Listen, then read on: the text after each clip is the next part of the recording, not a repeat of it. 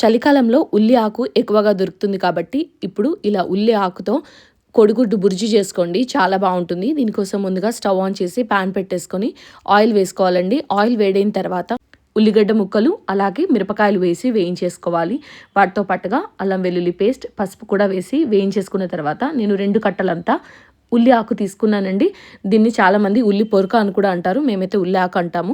దాన్ని ముక్కలుగా కట్ చేసి వేసుకొని సాల్ట్ వేసి లో ఫ్లేమ్లో ఒక 10 నిమిషాలు మగ్గించుకోండి. అప్పుడే ఆకు అన్నది సాఫ్ట్గా అవుతుందన్నమాట. అలా సాఫ్ట్గా అయిన దాంట్లోకి మనము ఉప్పు, కారం అలాగే జీలకర్ర పొడి 3 వేసేసుకొని ఇంకొక 5 నిమిషాలు ఉడికించుకున్న తర్వాత నేను ఇక్కడ 3 కోడిగుడ్లను వేసుకుంటున్నానండి. మీరు తీసుకున్న ఉల్లాకు క్వాంటిటీ బట్టి కోడిగుడ్లను కూడా అడ్జస్ట్ చేసుకోవచ్చు. ఎప్పుడైనా ఉల్లి ఆకు ఎక్కువగా కోడిగుడ్డు కొంచెం తక్కువగా ఉంటేనే ఈ కర్రీకి మంచి టేస్ట్ ఉంటుంది. ఇప్పుడు మూత పెట్టేసి లో ఫ్లేమ్లోనే కుక్ చేసుకోవాలండి. తర్వాత హై ఫ్లేమ్కి మార్చేసుకొని దాన్ని మంచిగా వేయించేసుకొని ధనియాల పొడి అలాగే కొత్తిమీర జల్లేసుకొని సర్వ్ చేసేసుకోవచ్చు. చాలా బాగుంటుంది. చపాతీలోకి అయితే ఇంకా బాగుంటుంది.